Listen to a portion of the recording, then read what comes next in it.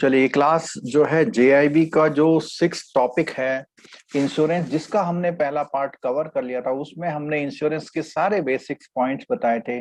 और उसमें इंश्योरेंस कौन सा अच्छा रहता है, क्या आपने जो लिया है वो अच्छा है या नहीं है, और क्या क्या चीजें इंश्योरेंस में, बहुत मेन पॉइंट सारे कवर किए थे। आज उसको word to word explanation point पे लेके आए हैं, जो आपको एग्जामिनेशन के लिए बहुत हेल्प करने वाला है। आपकी बुक को रेफर करते हुए हम लोगों ने ये पॉइंट कवर किए हुए हैं। तो चलिए चलते हैं, शुरू करते हैं इंश्योरेंस के लेक्चर का सेकेंड पार्ट।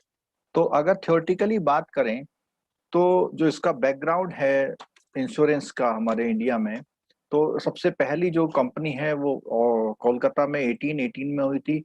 और उसका कोलकाता में होने का रीजन क्या है?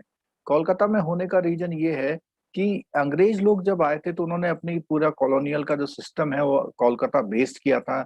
और जितनी कंपनी के स्ट्रक्चर्स थे, कंपनी का फॉर्मेशन करना, कंपनी एक्ट को इम्प्लीमेंट करना, ये सारी चीजें उन्होंने जो है कोलकाता में ही ज्यादा की थी। क्योंकि उन्होंने उन्होंने जितने भी अपने ऑफिसेस बनाए थे, अधिकतर ऑफिसेस कोलकाता में उन्होंने स्टेब्लिश किए थे। ठीक है, तो इससे बात करते हैं। तो सबसे पुरानी इंडिया में कंपनी 1818 में कोलकाता में कोई एक कंपनी, इंश्योरेंस कंपनी सबसे पहली फर्स्ट आई थी। उसके बाद और हमारे देश में और सेंटर्स में उसकी जो इंश्योरेंस वो होता रहा।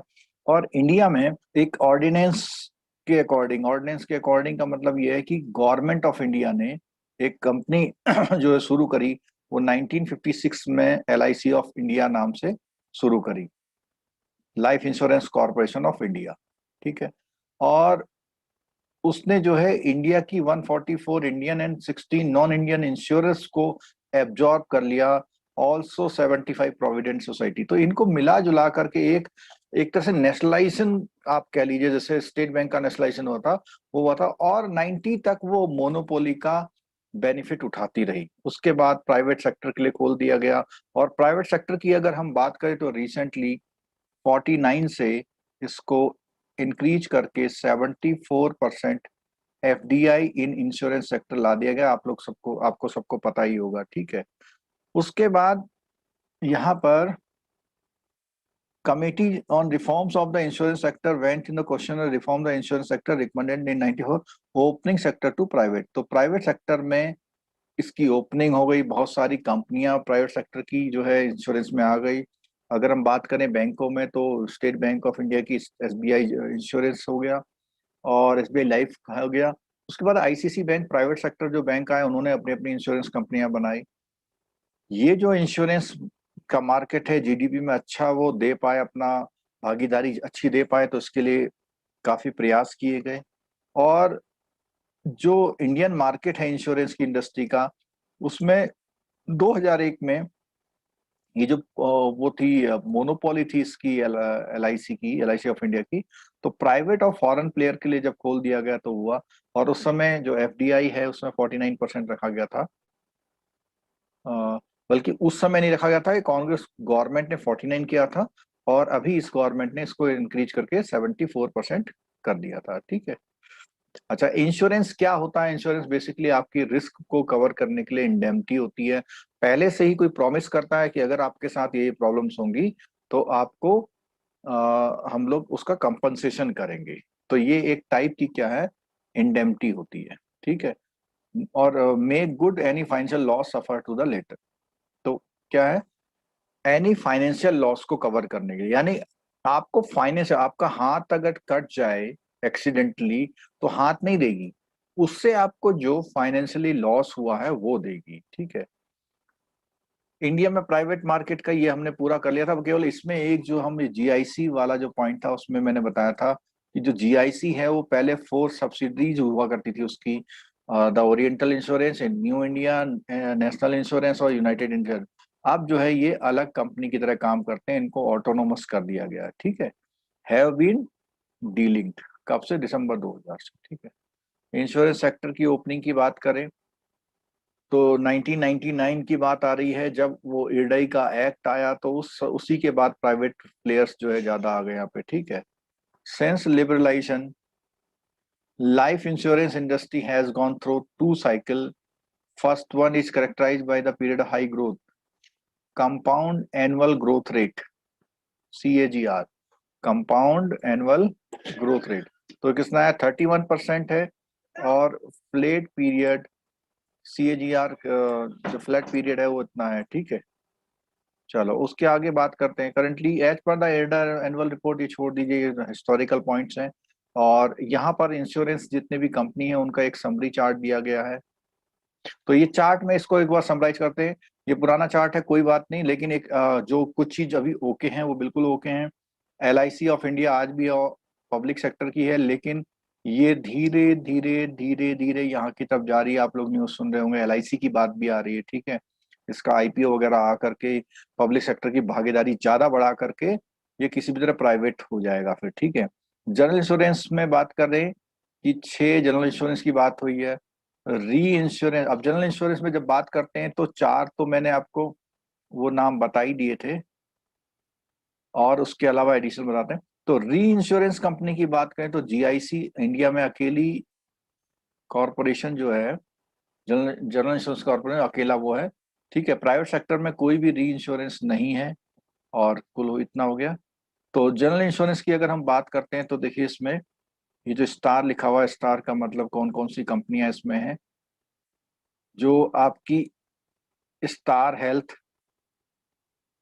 And Allied Insurance company, Apollo Munich Insurance company, Max Bupa Health Insurance company and Religare health. तो ये कंपनी जो है स्पेसिफिकली किसके लिए के है, हेल्थ की है ये कंपनियां, क्या है।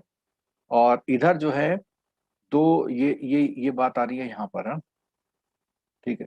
और इसमें अगर स्टार की बात करें तो इंक्लूड्स द, कौन कौन सी आ रही है यहाँ पे, ECGC and agriculture insurance company. तो ये 4+1, 4+2, 4+2 ये स्ट्रक्चर हो गया, ठीक है। तो जनरल इंश्योरेंस में आती हैं।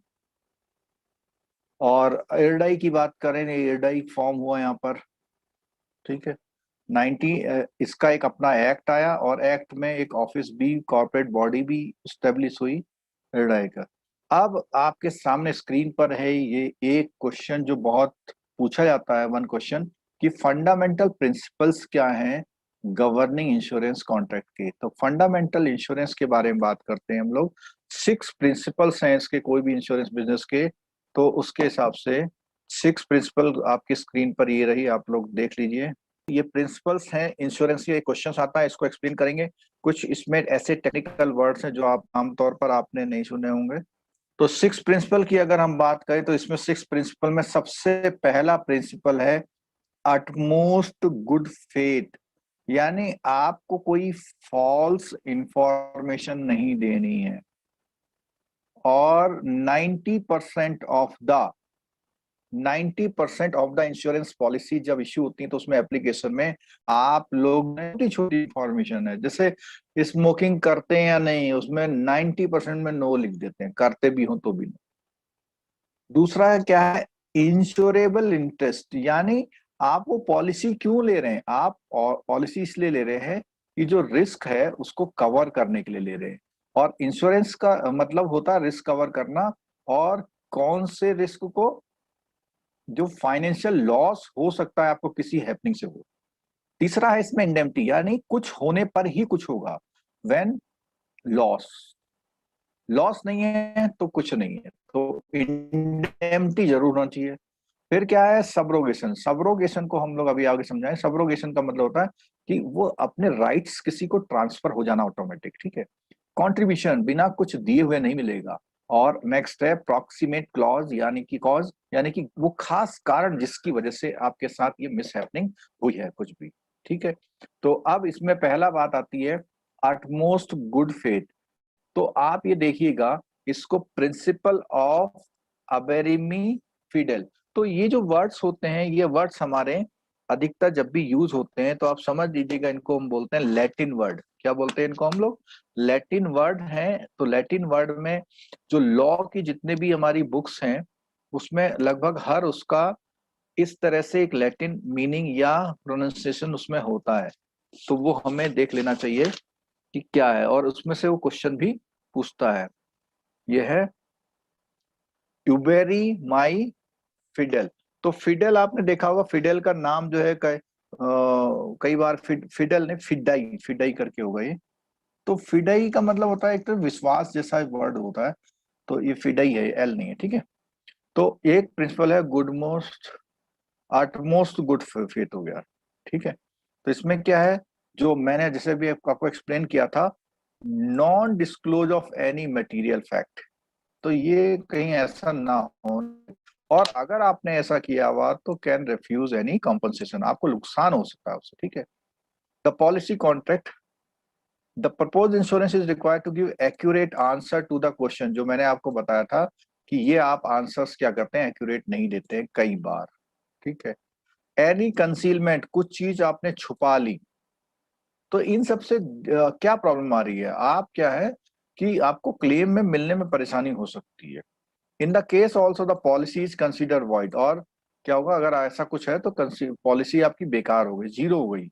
The international non disclosure amounts, intentional non disclosure amount to fraud and unintentional disclosure amount to the voidable content. तो क्या बोला उसमें, the intentional non disclosure amounts to fraud and unintentional disclosure amounts to voidable contract.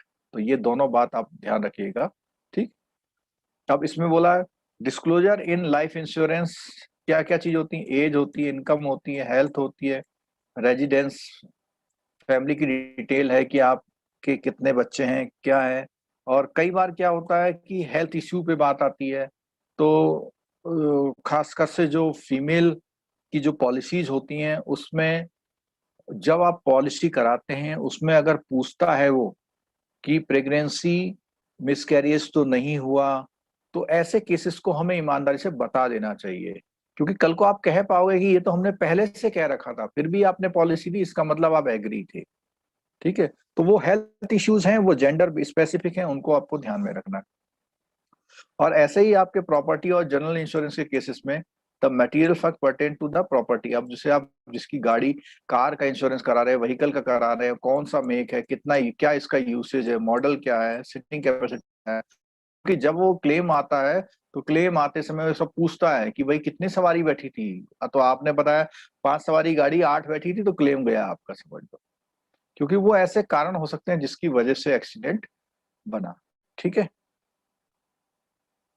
अगला point है ensure principle of insurable interest. तो ये जैसा कि मैंने पहले बताया था कि अगर आप कोई पॉलिसी ले रहे हैं तो उसमें आपकी इंटेंशन होनी चाहिए कि आप इंश्योरेंस कराना चाह रहे हैं अपना, ठीक है। The policy holder must have the pecuniary और monetary interest in the property जिसका इंश्योरेंस करा रहे हैं, विच ही इज इंश्योर्ड, ठीक है। For example, the subject matter of insurance under a fire policy can be a building, stock, machinery. Under a liability policy, it can be a person's legal liability for injury or damage. अब ये जो liability policy की बात करी है, कोई आप मुझे आंसर दे सकता है जिन्होंने लास्ट क्लासेस ली हैं कि ये जो liability policy है, ये liability policy कौन सी वाली होती है? कोई आंसर दे सकता है तो जूम में जो क्लास अटेंड कर रहे हैं वो दे सकते हैं, बता सकते हैं। लाइबिलिटी पॉलिसी कौन सी है जिसको बोला अंडर ए लाइबिलिटी पॉलिसी? अगर आपको ध्यान होगा, जो व्हीकल इंश्योरेंस में जो स्टेटरी रिक्वायरमेंट होती है पॉलिसी, उसको एक तरह से लाइबिलिटी पॉलिसी कहता है। तो liability policy it can be persons legal liability for injury और डैमेज। तो उस चीज को कवर करना कि आपकी व्यक्तिगत जिम्मेदारी को कंपनी ने ले लिया।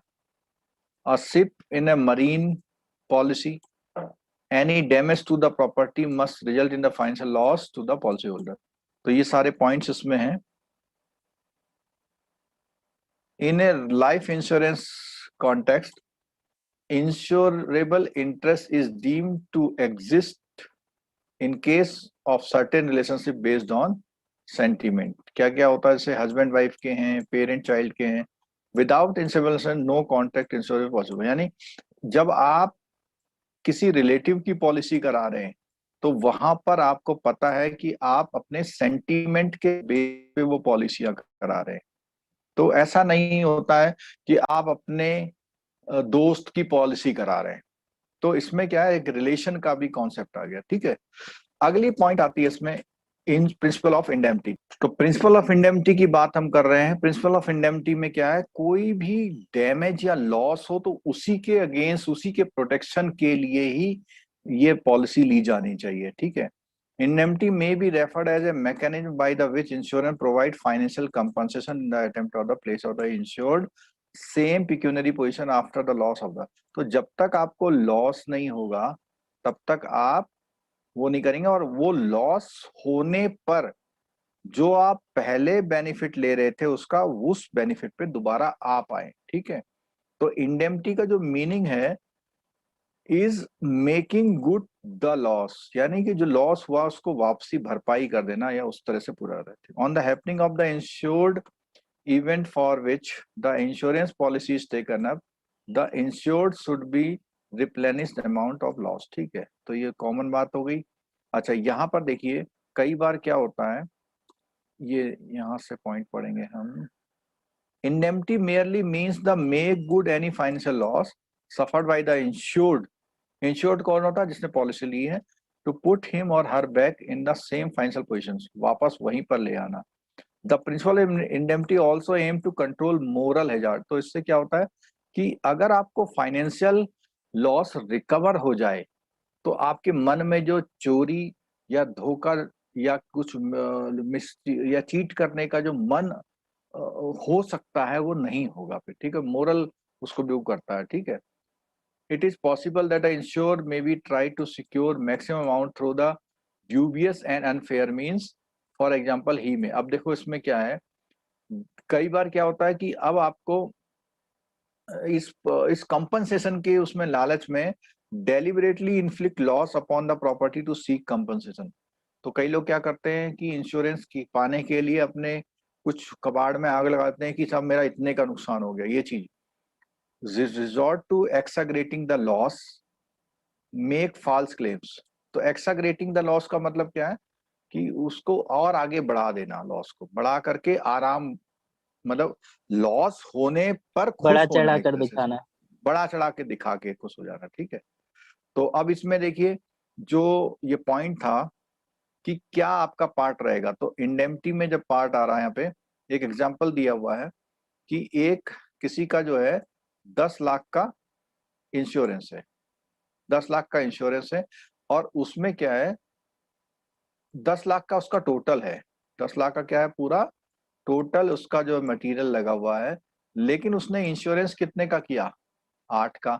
तो अगर उसने इंश्योरेंस 8 का किया है, 8 का इंश्योरेंस कर लिया, when the written down value of the insured property is कितना, 6 लाख हो गई। तो ये जो प्रॉपर्टी है 10 लाख की जगह कितनी हो गई, 6 लाख हो गई। ही रेस्टोरेंट कॉट फायर्ड और लॉस ऑफ 6 लाख का उसे क्या हो गया, लॉस हो गया। अब क्या बोलता है, the amount of compensation to be paid by the insurance company, कितना मिलेगा, देखो पूरी 10 में से उसने 8 का, आउट ऑफ 10 उसने 8 लाख का इंश्योरेंस कराया, तो कितने परसेंट कराया, हम ये कह सकते हैं कि 80% कराया, 80%। ठीक है। और प्रीमियम कितने का दिया था उसने, सॉरी 80% का ही लॉस दिया कितने सर। का हुआ, 6 लाख का 6 लॉस लाख हुआ, का। तो 6 जी। लाख का 80% ही उसे क्या मिलेगा, क्लेम मिलेगा, ठीक है। चलो अगला ओके सर। देखो, प्रिंसिपल ऑफ सब्रोगेशन, ये कई बच्चों को समझ में नहीं आता, यहाँ समझ लीजिए, मैं यहाँ समझाता हूँ आपको कि सपोज कीजिए कि कोई कार है और कार ने किसी किसी को स्टक कर दिया, किसी को चोट पहुंचा दी, ठीक है, और कार में एक ड्राइवर बैठा हुआ है। तो इसको जब चोट पहुंची तो इसको तो क्लेम मिला कहां से, अपनी कंपनी से। अब इसने हेल्थ इंश्योरेंस या जो भी इंश्योरेंस लिया, पता लगा इस कंपनी ने इसको 50,000 का क्लेम दे दिया, ठीक है, और ये बंदे का तो काम हो गया गुड, ठीक है। अब ये जो इंश्योरेंस कंपनी, ये इंश्योरेंस कंपनी क्या हो गई, लॉस में आ गई। तो ये इंश्योरेंस कंपनी इस बंदे पर स्यू कर सकती है, यानी केस कर सकती है कि भैया तूने गाड़ी ढंग से नहीं चलाई थी, हो सकता है कि ये पिए हुए हो, ड्रंकन हो, नॉर्मल कंडीशन में तो नहीं करेगी, लेकिन ड्रंकन अगर है तो उस कंडीशन में करेगी, और उसके अकॉर्डिंग ये पूरा जो केस है ये वापस इस पर होगा तो ये 50,000 रुपए इससे लेने की कोशिश करेगी, यानी केस करेगी। ये बात समझ में आ गई आपको? इसमें और बता देते हैं, subrogation means the reinstitution of the right of an assured in favor of the insurer in accordance with the principle of subrogation. The insurance company acquires the right the insured to sue the third party to compensate for his negligence and loss inflicted upon when it indemnifies the insured for the loss suffered by him. समझ में आई बात? तो ये जो इसकी negligence है, इसकी negligence से अगर कोई भी लॉस कंपनी को होगा तो उसको कंट्रोल ये करेंगे। ठीक है, इसमें साफ साफ दिया हुआ एक एग्जांपल के तौर में। तो इसमें क्या दिया हुआ, अपने कार से जा रहा था और उसको पीछे से एक लॉरी ड्राइवर ने हिट कर दिया। ठीक है, फिर क्या हुआ, किशोर ने कंपनसेशन करा, तो इंश्योरेंस कंपनी ने turn the can sue the lorry owner mister X for damage. Mister Kishore has no right of action of mister against X since he has already been paid compensation. अब इसमें ये बात भी है कि जब उससे यहाँ पे पेमेंट मिल गया, तो जब यहाँ पे पेमेंट मिल गया तो ये जो है कभी भी उसके पास जाके क्लेम नहीं कर सकता। तो इसको तो पेमेंट मिल गया ना यहाँ पे, लेकिन अब ये यहाँ पर इसके अगेंस्ट में केस नहीं ले सकता है क्योंकि उसको पैसा मिल चुका है। ठीक है, चलो अगला है प्रिंसिपल ऑफ कंट्रीब्यूशन। तो कंट्रीब्यूशन का मतलब है आपको कुछ पेमेंट भी करना है। तो क्या बोलते हैं इसमें, the same insure to share the cost of an indemnity payment. अब देखिएगा कैसे, कि सपोज कीजिए आपने 5 लाख का इंश्योरेंस कराया और आपकी गाड़ी या कोई प्रॉपर्टी पे लॉस हो गया, तो पूरा पूरा 5 लाख नहीं मिलेगा आपको। वो हो सकता है कितना दे दे आपको, सर्टेन परसेंट यानी 15% आपसे ले ले। तो इसमें क्या है, प्रिंसिपल ऑफ कंट्रीब्यूशन, कुछ आपको भी लगाना है मतलब। तो क्या बोलता है, this principle of contribution enables the total claim to be shared in fair way. दोनों को अपना क्लेम शेयर करना। The amount of total compensation और indemnity provided the insured by all the insurance should not exceed the amount of loss. ठीक है, in case of other insurer indemnifies the insured in full, insurance company concerned can claim the share of compensation from the other insurance company। कई बार क्या होता है कि कई कंपनियां वो उसमें इन्वॉल्व हो जाती हैं, तो जब वो कंपनी होती है तो अदर कंपनी भी अपना अपना शेयर उसमें देंगे। ठीक है, अगला है प्रॉक्सिमेट क्लॉज। ये भी इंपॉर्टेंट क्लॉज नहीं समझ में आता। तो प्रॉक्सिमेट का मतलब होता है direct, direct, dominant, operative and efficient cause. तो ये ध्यान रखना, ये टेक्निकल चारों वर्ड्स हैं, ये क्वेश्चन पूछ सकता है कौन कौन से, डायरेक्ट, डोमिनेंट, ऑपरेटिव और एफिशिएंट कॉज बोलते हैं। तो जिसके लिए इंश्योरेंस किया गया है उसमें जैसा लिखा गया था वही कारणों से होना चाहिए। ठीक है, वो literally means the nearest cause और डायरेक्ट कॉज। अब जैसे आग लगती है तो आग कई रीजन से लगती है, आग शॉर्ट सर्किट से लगती है, आग गैस के लीक होने से लग जाती है, आग जो है पड़ोसी के वहां से आग आके लग सकती है। तो कई सारे आग के रीजन हो गए। ठीक है, तो उसमें जब इंश्योरेंस होता है तो इंश्योरेंस में ये बात उस पॉलिसी में पक्का लिखी होती है कि शॉर्ट सर्किट से, आपका गैस से, या कोई जब दंगे होते हैं तब आग लगा गया कोई, तो वो सारे क्लॉज उसमें होना चाहिए।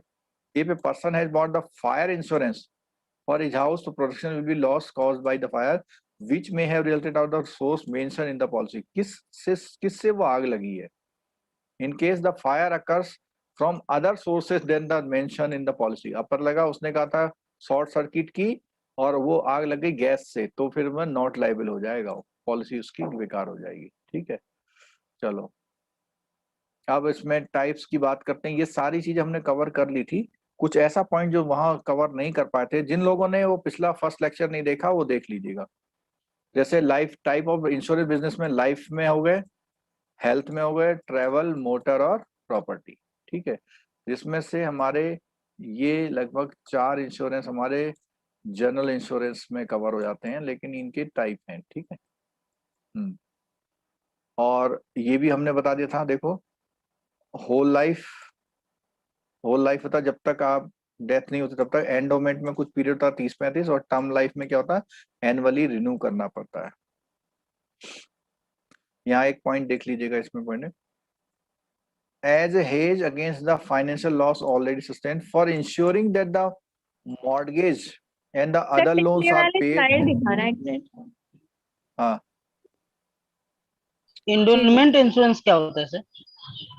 एंडोमेंट इंश्योरेंस जिसका पेमेंट आखिरी में मिलता है, मतलब एक तरह से ट्रेडिशनल इंश्योरेंस जो होते हैं या तो मनी बैंक होते हैं, मनी बैंक में क्या होता है बीच बीच में पैसा मिलता रहता है, एंडोमेंट में मतलब आखिरी में पैसा मिलना। होल लाइफ में क्या होता है, वो लाइफ पूरी जब तक आप वो जिंदा है तब तक कवर करता है, एंडोमेंट में एक टाइम आ जाता है, ठीक है। और होल लाइफ वाली पॉलिसी में आप ध्यान रखिएगा कि एक अमाउंट तो किसी मैच्योरिटी पे मिल जाता है आपको, और बाकी कुछ अमाउंट जो मिलता है जब आपकी डेथ होती तब मिलता है। अगर आपकी डेथ होगी तो आपको पैसा नहीं मिलेगा, ये समझ लीजिएगा, तो उसका बेनिफिट आपके फैमिली में वाइफ हैं, बच्चे हैं, उनको मिलता है, ठीक है। Universal life policy can function as whole life insurance if they have sufficient cash value. The face amount payable under whole life policy typically remains at the same level throughout the policy duration. तो उसमें क्या होता है, जो पूरी life policy होती है उसमें फेस अमाउंट वही लिखा रहता है, वही चलता रहता है। ऑल दो डिविडेंड आर ऑफन, और उसमें बीच बीच में क्या होता है, डिविडेंड आपको मिलते रहते हैं, ठीक है। And the total amount paid on death. अच्छा, ये वाली बात ध्यान रखना, विद प्रॉफिट और विदाउट प्रॉफिट वाली लाइफ पॉलिसी। तो विद प्रॉफिट और विदाउट प्रॉफिट, तो विद प्रॉफिट में क्या होता है, देखो, a significant portion is non participating but with some non-guaranteed element. Dividend actually paid may exceed illustrated dividends. अब जो कंपनी प्रॉफिट कमा रही है, तो समझ लीजिएगा इसको, विद प्रॉफिट का मतलब है कि एक फिक्स तो मिलेगा मिलेगा आपको, फिक्स तो जो उसने कंपनी ने कहा था इतना बोनस मिलेगा इतना ही मिलेगा, लेकिन उसके बाद भी जो प्रॉफिट होता है कंपनी का, वो उसके बाद भी उसमें से कहती है अगर कंपनी ने प्रॉफिट कमाया, यानी कंपनी के क्लेम कम हुए, तो उसमें से सर्टेन परसेंट वो क्या करेगी, आपको शेयर कर देगी, ठीक है। तो विद प्रॉफिट पॉलिसी समझ में आ गई। आप इंडोमेंट पूछ रहे थे, उसको देख लीजिएगा।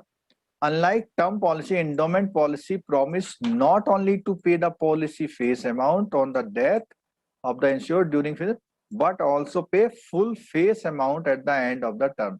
तो आपको डेथ के समय तो वो पेमेंट कर ही रही है, लेकिन लास्ट टाइम में जो भी टर्म है आपकी 25 साल 30 साल, तो उसमें क्या है, लास्ट टाइम में वो पेमेंट भी देना है। And endowment policy has the following, क्या क्या फीचर होते हैं उसमें, देखो, endowment plan promise protection from risk in the event of the death of the insured during the policy term as well as assured sum upon the maturity। तो एक तो risk coverage दे रही है वो, और प्लस कुछ मैच्योरिटी का भी अमाउंट, कुछ और एडिशनल अमाउंट वो दे रही है, तो दो चीजें आई उसमें, ठीक है।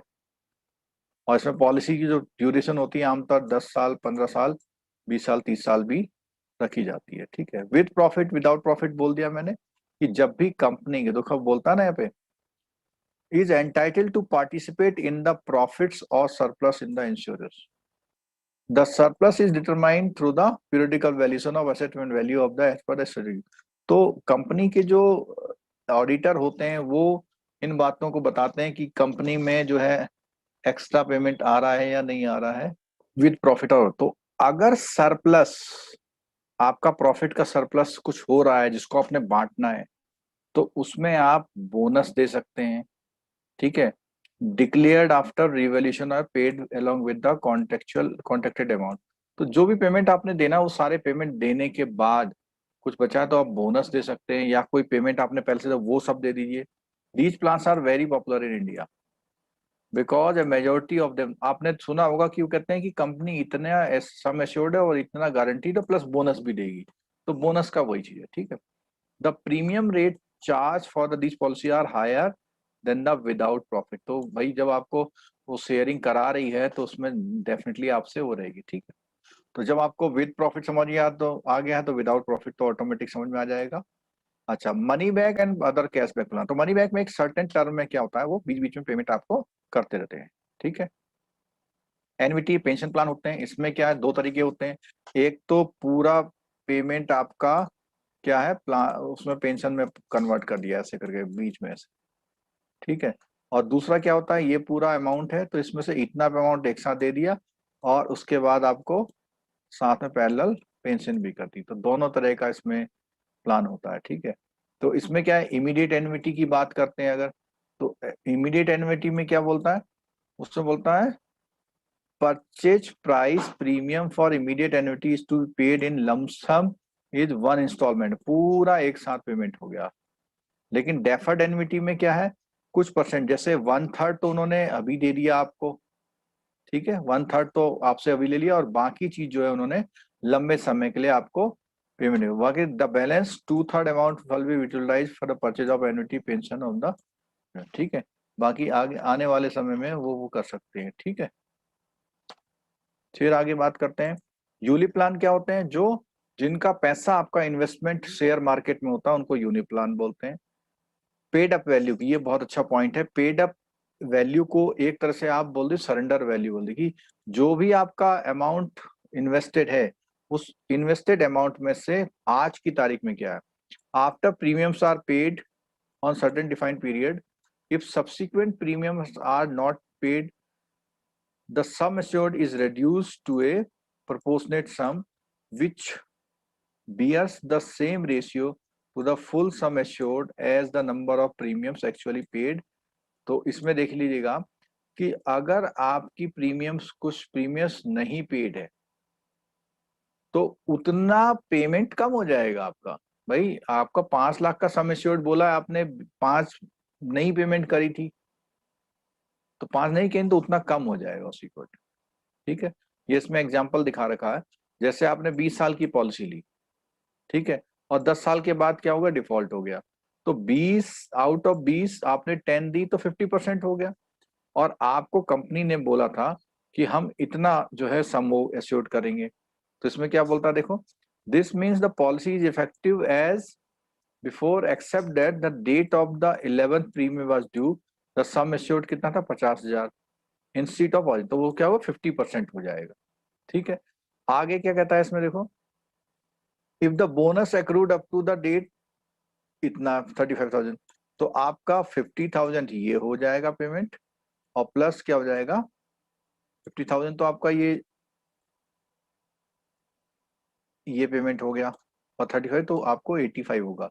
अदरवाइज आपको 85 ना होके 135 होता अगर आपने सारी प्रीमियम दी होती। तो हेल्थ प्रीमियम देख लीजिए, तो health insurance relates to the type of the insurance that essentially covers medical expenses को ज्यादा वो कर रहे हैं इसमें। और इसमें जो है नॉर्मल रूम रेंट है, नर्सिंग चार्ज है, सर्जन की एनेस्थीसिया फिजिशियन के चार्जेज है, ब्लड ऑक्सीजन वगैरह जो चढ़ती है उसके चार्ज, एक्सरे है, एमआरआई है, वो सब चीजें इसमें हो सकती है। आर्टिफिशियल लिम्स, अब यहाँ पे देखो कुछ चीजें इसमें, कीमोथेरेपी, और आजकल क्या है, कॉस्ट ऑफ आर्टिफिशियल आर्टिफिशियल जो शरीर के अंग होते हैं उनकी कॉस्ट है, और ये सब चीजें उसमें कवर करती है, ठीक है।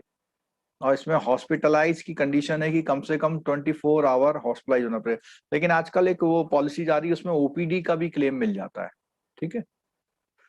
एक्सक्लूजन में कुछ which will vary from product to product, sum assured हो गया। टैक्स बेनिफिट आपको पता है कि इंश्योरेंस में एटीसी में आपको टैक्स बेनिफिट मिलता है, ठीक है।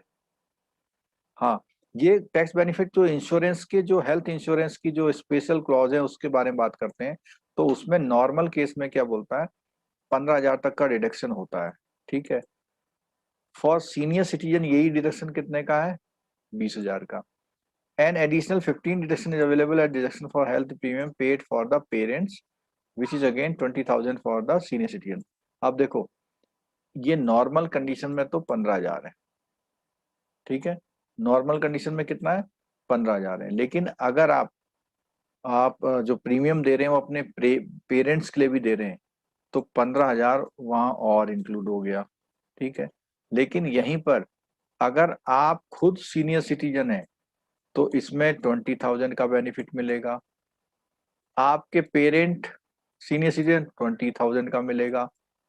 तो टोटल मिला के ये कितने का मिल सकता है? अगर दोनों लोग सीनियर सिटीजन है तो 40 का, अगर दोनों लोग सीनियर सिटीजन नहीं है तो 30 का, और अगर एक सीनियर सिटीजन है पेरेंट और एक वो है तो 35 का।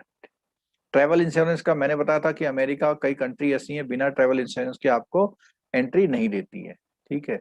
मोटर इंश्योरेंस में मैंने बताया था, एक तो डैमेज ऑफ अपनी गाड़ी का है, दूसरा थर्ड पार्टी लाइबिलिटी, दूसरे की नुकसान हो जाए तो, और ये मोटर व्हीकल एक्ट के अंतर्गत जरूरी है। पहली वाली को लायबिलिटी पॉलिसी बोलते हैं या स्टैट्यूटरी रिक्वायरमेंट भी बोलते हैं, ये मस्ट है, इसका ऑप्शन है, इसको आप चाहे तो लें चाहे तो ना लें। आमतौर पर 5 साल बाद गाड़ी का लोग नहीं करते हैं। ठीक है।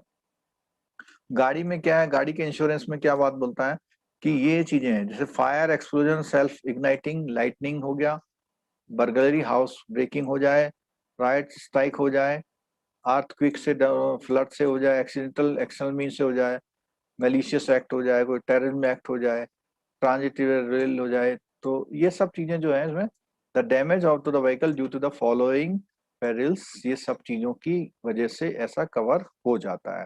ठीक है। प्रॉपर्टी इंश्योरेंस में आपने देखा होगा, जो भी हाउसिंग लोन लेते हैं तो हाउसिंग लोन लेने में आमतौर पे कंपनी दो इंश्योरेंस कराती हैं। एक तो आपकी प्रॉपर्टी का इंश्योरेंस कराती है, दूसरा आपका भी इंश्योरेंस कर देती है कि अगर कुछ आपको हुआ तो वो जो लोन की रिकवरी है वो माफ हो जाएगी। फायर इंश्योरेंस हो गया। और फायर इंश्योरेंस में कवर क्या है, देखो, फायर इंश्योरेंस में it also covers the lightning, जो बिजली गिरना बोलते हैं, एक्सप्लोजन, इम्प्लोजन, एयरक्राफ्ट डैमेज हो जाए, दंगे हो जाए, स्ट्राइक हो जाए, स्टॉर्म, साइक्लोन, ये सारी चीजें इसमें कवर होती हैं। किसमें? इनकी वजह से अगर फायर वो लगेगी। ठीक है। फायर पॉलिसी में क्या चीज एक्सक्लूड नहीं होती, तो उसमें कुछ है, एक्सेस क्या नहीं होती, जैसे लॉस और damage cause by the war, war like operation, जैसे होता ना इसके शांति सेना, पीस आर्मी आती है जो यूएनओ की, उसकी वजह से कोई न्यूक्लियर प्लांट का कुछ लीकेज हो जाए, कुछ है। ठीक है। Contamination, electrical mechanical breakdown, burglary, housekeeping, तो ये पॉलिसी में जो एक्सक्लूड किया हुआ है उसको आपको पॉलिसी में देखना है। अगर उसने पहले से एक्सक्लूड किया हुआ तो आपको उसका क्लेम नहीं मिलेगा। लेकिन आजकल क्या है, सब चीजों पे राइडर अवेलेबल है, लगभग सारी चीजें कवर कर ली जाती है। ठीक है। मरीन कार्गो, इसका थोड़ा सा स्पेसिफिक वो रहता है। Marine cargo insurance cover the transit by water, air, road, rail, register post, parcel, ये सब कवर है। Courier and the combination of two और more these. Marine cargo policy covers the interest in the cargo and also extend to cover the interest by third party who has acquired interest upon the transfer of ownership। अब ये transfer of ownership, ये ध्यान रखना, इसमें क्या होता है कि कोई भी जब कोई कार्गो से कोई सामान भेजता है तो एक तरह से जो ले जा रहा है उस समय एट प्रेजेंट वो मालिक बन जाता है, और जिसके पास उसकी रिसिट्स वगैरह होती हैं वो वहां लेने वाला होता, तो वो भी उसका मालिक है। यानी जिसने भेज दिया उससे मालिकाना हक हट जाता है। मीनिंग ऑफ साल्वेज का मतलब, जब आप गाड़ी डैमेज हो जाती है तो उसमें जो बचा खुचा होता है ना, total loss basis known as salvage. तो जो प्रॉपर्टी है उसका डैमेज होने के बाद क्या कॉस्ट आ रही है उसको हम साल्वेज बोल रहे हैं। ठीक है। आफ्टर सेटलिंग, इसमें रिटेल में इसमें से न्यूमेरिकल्स आते हैं। After settling the claim the full amount of the salvage becomes the property of the, तो जब वो मान लिया पूरी गाड़ी का 5 लाख का इंश्योरेंस है, 5 लाख दिया और गाड़ी, तो फिर गाड़ी वो ले लेंगे कुछ, चाहे वो 4 लाख की हो चाहे वो 1 लाख का साल्वेज बचा उसका। ठीक। ग्रुप इंश्योरेंस का हम स्कीम की बात करें, जितने आपके अकाउंट होल्डर हैं, कॉलेज के स्टूडेंट हैं, किसी डिपार्टमेंट के स्टाफ्स हैं, और जो ट्रेवल इंश्योरेंस है वो भी एक तरह से ग्रुप में कवर कर लेते हैं, जिसमें अधिकतर लोगों के लिए एक ही पॉलिसी वो होती है। ठीक है। इंश्योरेंस इंटरमीडियरीज, तो इंश्योरेंस का एक्सक्यूज बिजनेस मी करने के लिए। सर जो आपने ऊपर बताया है हाँ, कि गाड़ी ले लेंगे तो हाँ, कितने परसेंट डैमेज का, जैसे मान लीजिए कि 25% या 40% डैमेज हुआ हो तब नहीं गाड़ी, लेंगे गाड़ी। तो लेकिन भी हाँ, क्या गाड़ी का जो वो तो पार्ट बदलेंगे वो ले लेंगे। तब नहीं लेंगे ना? ना, ना, ना। वो तो जब हाँ पार्ट ये ले ऐसा लेंगे। तब होता है जब गाड़ी या व्हीकल आपका टोटल लॉस में जाता है, मतलब बोलते हैं अब तो ये रिपेयर नहीं हो हाँ सकता। टोटल लॉस में अगर तो ले। जब टोटल लॉस वाला क्लॉज होता है जी। तब तो है पूरी गाड़ी ले लेंगे। लेकिन आमतौर पर अगर और हम्म। कोई क्लॉज है, आपने आपकी हेडलाइट टूट गई, हेडलाइट लगाओगे तो पुरानी वाली हेडलाइट आपको नहीं देंगे, चाहे टूटी है चाहे, हाँ तो वो वो नहीं उनके लिए देंगे वो जी। साल्वेज है। ठीक जी। है। जी जी सर, ठीक सर। हाँ, इंश्योरेंस इंटरमीडिएट की बात हो रही तो इसमें भैया एक जो IRDA है, IRDA इसमें मेन है, और उसके बाद उसमें क्या है, ब्रोकर्स हैं। देखो यहाँ से देखना, in most insurance transaction they are usually intermediate कौन है, एक तो इंश्योरेंस का एजेंट है, चाहे वो इंडिविजुअल हो चाहे कॉर्पोरेट हो, या इंश्योरेंस ब्रोकर है। तो insurance intermediary serve as a bridge between consumers, क्योंकि वो पैसा कंज्यूमर से लेके इंश्योरेंस कंपनी तक पहुंचाती है। Insurance broker are license by IRDAI, IRDAI उनको लाइसेंस देता है, जैसे म्यूचुअल फंड के लाइसेंस एमफी देता है, ऐसी इंश्योरेंस के लाइसेंस जो है एरडाई देता है। ठीक है। Individual insurance agent and corporate agent, ये भी एरडाई लाइसेंस देता है इनको। हाँ, इनके लिए एक एक्ट है, देखो, insurance regulatory and development authority licensing of corporate agent regulation act है, उसके अकॉर्डिंग भी काम होता है। अच्छा, अब जो है हम इसमें इंश्योरेंस एक्ट की बात कर रहे थे, तो इंश्योरेंस एक्ट इंडिया में 1938 में आया था। ठीक है। कंज्यूमर प्रोटेक्शन की बात आई थी, तो मॉर्निंग में हमने ओम्बड्समैन पढ़ा था, तो इसके भी अपने ओम्बड्समैन होते हैं। देखो, इंश्योरेंस का ओम्बड्समैन, और उसकी पावर भी कितनी है, 20 लाख तक के आपके सेटलमेंट के जो केस हैं वो इंश्योरेंस सेक्टर के वो देखता है, और बाकी अपील वगैरह सब उसके इरडई में इसका होता है। जैसे आरबीआई मेंटेन करता है सर बैंकिंग में, 30 वैसे लाख उसमें हो गया है सर, 30 ये लाख। वाला 30 हो गया। ठीक है, इसको यस 30 सर। कर लीजिए, 30 हो गया था। 30 ये नोट कर लीजिएगा, मैंने 20 बोला हुआ है। तो कस्टमर प्रोटेक्शन जो है ओम्बड्समैन में 20 लाख 30 लाख है। ठीक है, चेंज कर लीजिएगा बुक में, क्योंकि 2015 की प्रिंटेड बुक है ना। चलिए और पॉइंट देखते हैं इसमें। ये हिस्टोरिकल पॉइंट यहाँ पे दिए हुए हैं कि कैसे कैसे इंश्योरेंस सेक्टर यहाँ बड़ा वो कुछ हुआ। ठीक है, इंश्योरेंस कितने लोगों का है, ये सब चीजें हैं। एफडीआई यहाँ पर ये जो है 49 जो लिखा हुआ है, अब 2014 में 49 था, और 2021 में कितना हो गया, 74 हो गया, हमने बता दिया था पहले। ठीक है। अच्छा, सोशल सिक्योरिटी, ये एक तो आम आदमी बीमा योजना, ये चल रही है क्या, मैंने तो सुना नहीं इसका नाम कभी। पहले चलता था सर। हाँ, अब नहीं है। अब कौन सी स्कीम चल रही, जीवन नहीं। ज्योति और अम, जीवन जीवन सुरक्षा। सुरक्षा। जीवन जीवन सुरक्षा, तो ये सुरक्षा। सुरक्षा मुद्दे बीमा, ध्यान रखिएगा।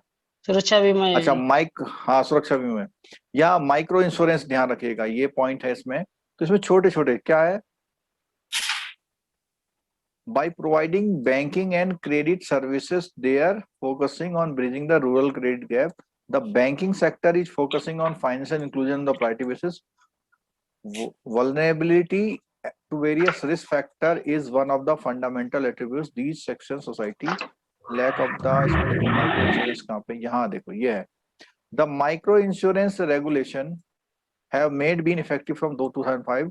These are addition to the obligation to the rural and social sector business to be done all insurance and analysis.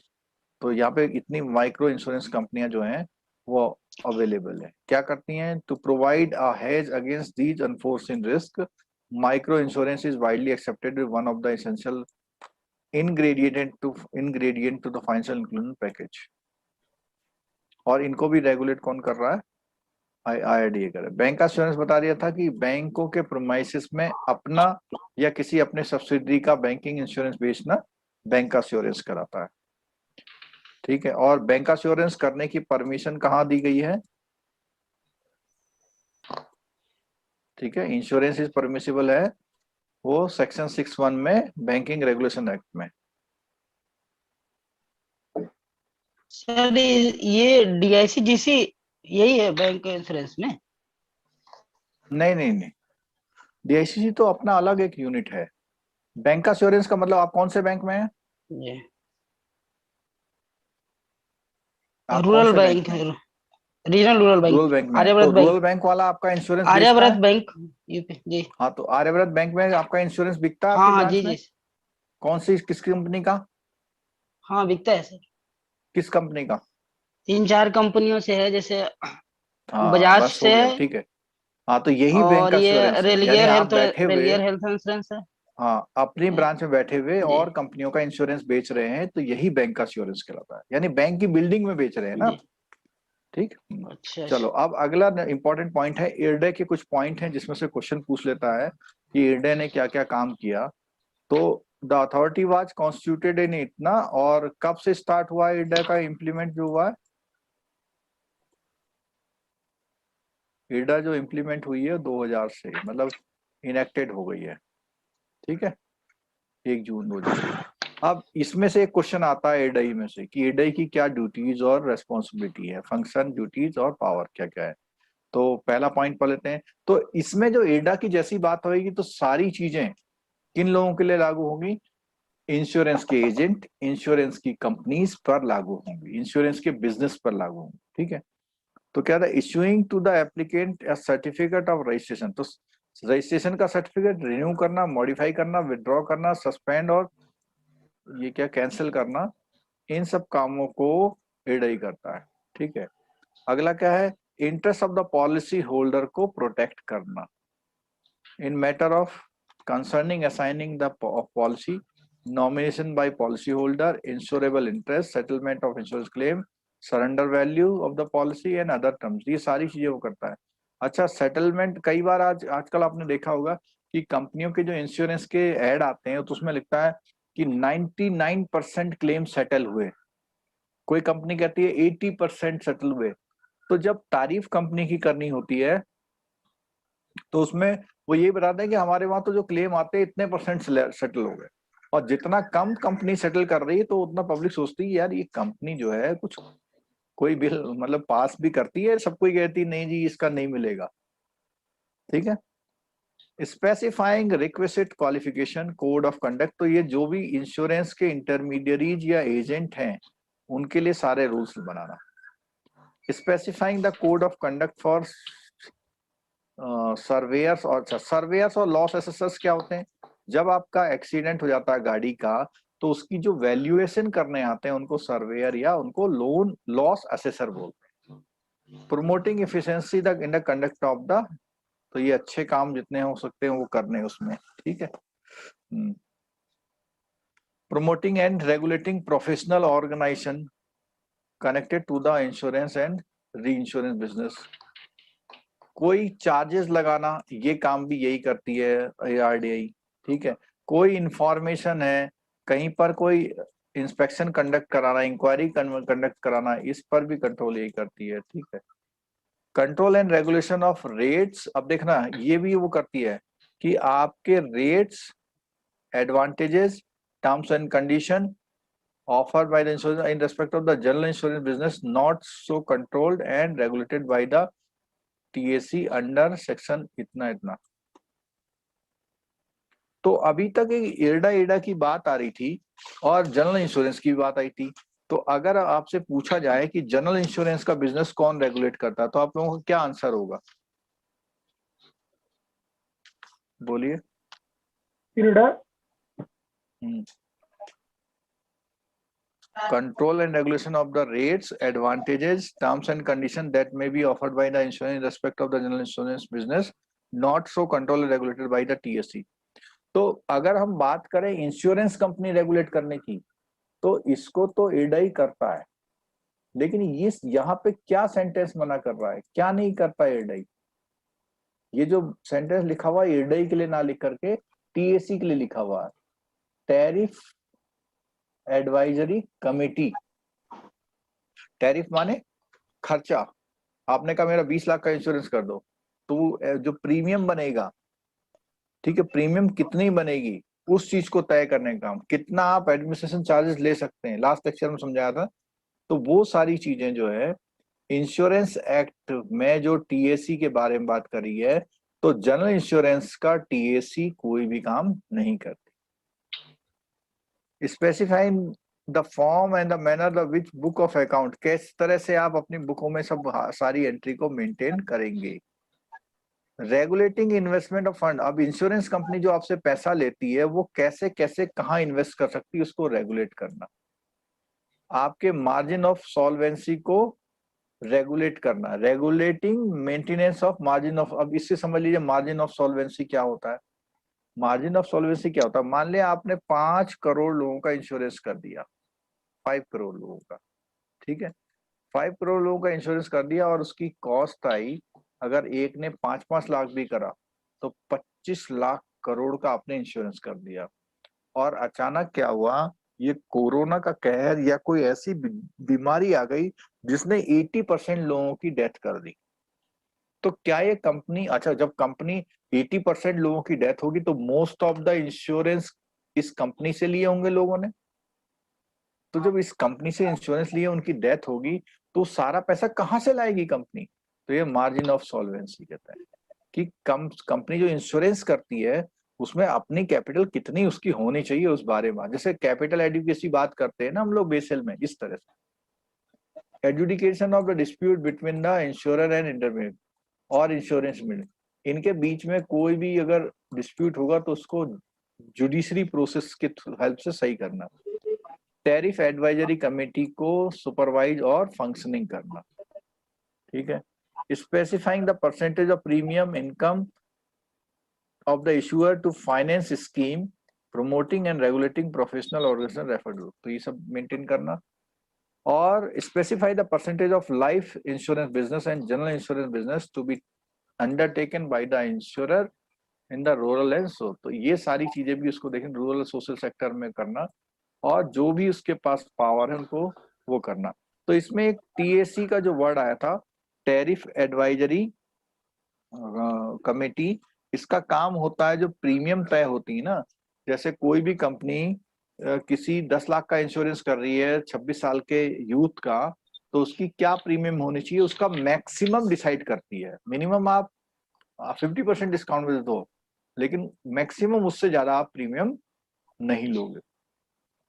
चलो 2 मिनट इसके क्वेश्चन है हमारे पास कुछ, वो क्वेश्चन देख लेते हैं। पहला क्वेश्चन है, a mutual fund is setup in the form of, कैसे किया जाता है म्यूचुअल फंड सर फर्स्ट वाला ट्रस्ट के थ्रू था, ए ट्रस्ट ट्रस्ट है, ठीक है। Mutual fund has apart from its sponsor, sponsor के अलावा 3 लोग ऑल द अबव, ट्रस्टी भी होता है, एएमसी भी होता है, कस्टोडियन, तो क्या होगा ऑल ऑफ द 4 पिलर पूछे थे ना क्लास में किसी ने।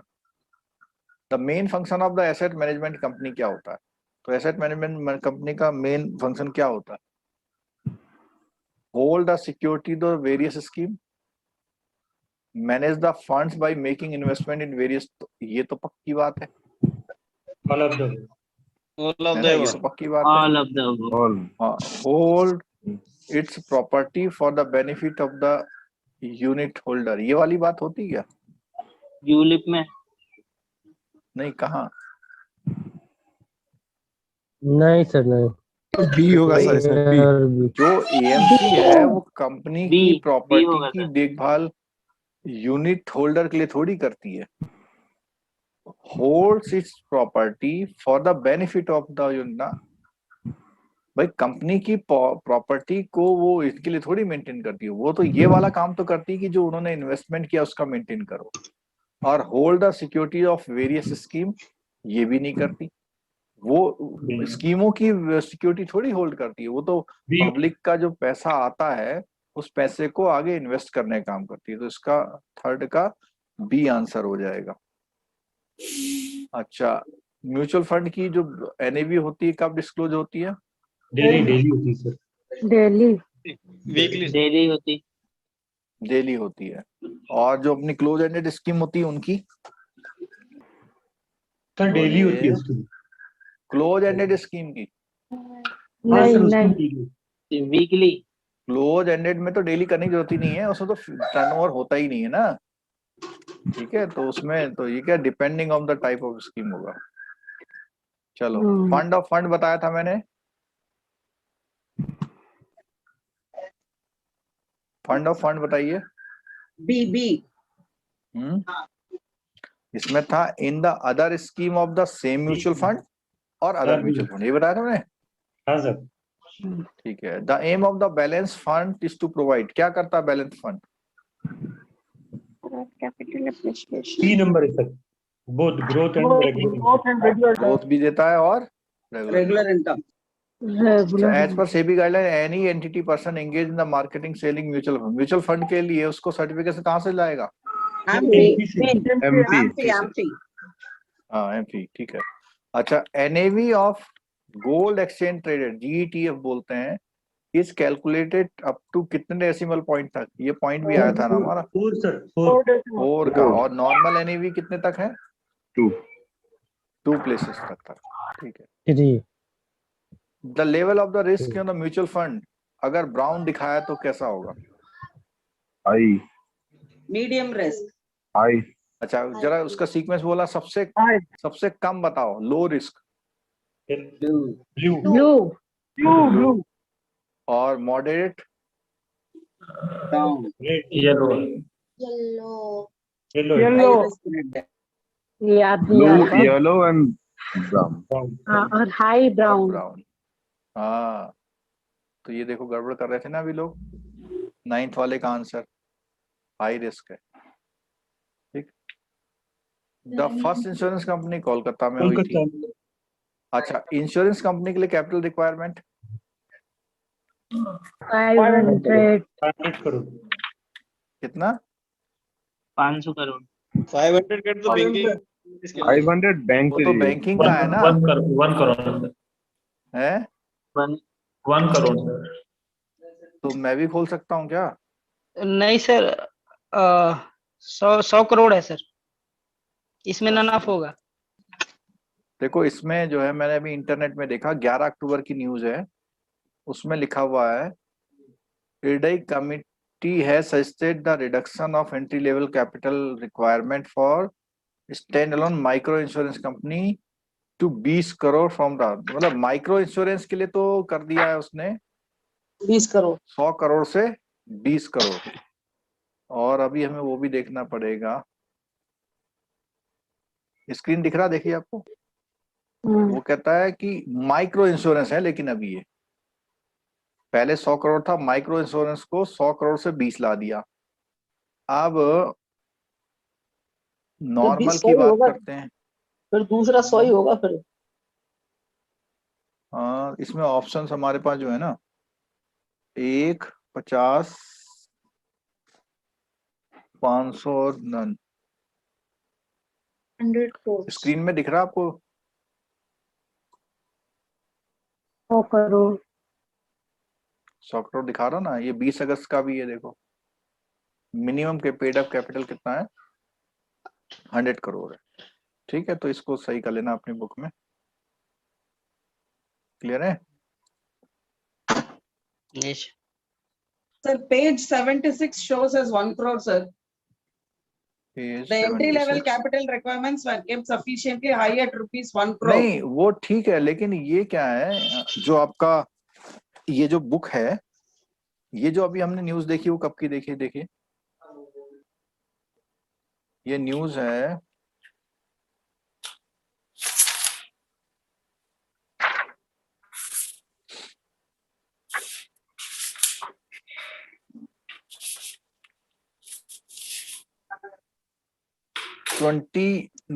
जुलाई 9 जून 2020 की है। तो बुक तो 15 की प्रिंट है ना।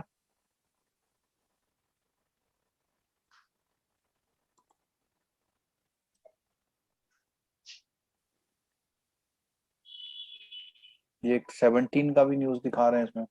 According to new life sir 26 अगस्त 2020 का भी बता रहा है 100 करोड़। हाँ, 2020 का ना, वही तो कह रहा हूँ। जी। तो ये जो 73 पेज बोल था मैडम, कौन सा बोल रहा? 76 में ओपनिंग ऑफ इंश्योरेंस है ना।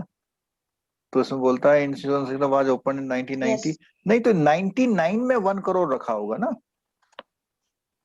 एंट्री लेवल कैपिटल रिक्वायरमेंट वो 99 में रखी हुई थी। तो 99 के बाद तो काफी 20-21 साल होगा ना, 22 साल, 22 ईयर। तो अभी जो है 100 करोड़ है। ऐसे तो बैंक में भी किसी जमाने में केवल कितना होता था, 1 लाख का कैपिटल से बैंक खुल जाते थे पहले, बहुत जमाने पहले ना। तो इसमें आप करेंगे कितना, 100 करोड़ कर लेंगे, ठीक है। और आएगा सर इसमें। हाँ नहीं, वो तो नया ऑप्शन आ जाएगा, एज ऑन कंपनी करने की जरूरत नहीं है। और अगर प्राइमरी लेजिस्लेशन की बात करें तो प्राइमरी लेजिस्लेशन में कौन है, 2 हमने बताया था इंश्योरेंस के बारे में जितनी भी क्लास हुई हमारी, एक तो IRDAI और एक इंश्योरेंस एक्ट। तो दोनों को, तो इसका आंसर कौन सा हो जाएगा, सी वाला हो जाएगा। Which of the following not in the principle of, अब देखो ये प्रिंसिपल थे 6 प्रिंसिपल, तो कौन सा वाला इसमें नहीं है, प्रिंसिपल ऑफ ऑनेस्टी। डी। हाँ ऑनेस्टी की तो कोई बात ही नहीं, गुड फेथ तो था उसमें, ठीक है। तो ये वाला वर्ड हमारा नहीं था। अच्छा 3 तो ये हैं, जरा 3 और बोल दीजिए चलो। Principle of subrogation. एक तो सब्रोगेशन, चलो और बोलिए, यही तो याद करने हैं। प्रॉक्सिमेट क्लॉज और कंट्रीब्यूशन, यही 3 तो टफ है। कंट्रीब्यूशन वाले में क्या था कि जब लॉस होगा तो कुछ ना कुछ आपको भी अपना देना पड़ेगा, ठीक है। और सब्रोगेशन में क्या था कि कंपनी चाहे तो जो जिसकी वजह से इस कंपनी को लॉस हुआ उसको क्लेम कर सकती है। प्रॉक्सिमेट क्लॉज का मतलब क्या था, क्लोज या नियर या डायरेक्ट, ठीक है। तो ये हमारा इंश्योरेंस वाला चैप्टर भी आज कंप्लीट होता है।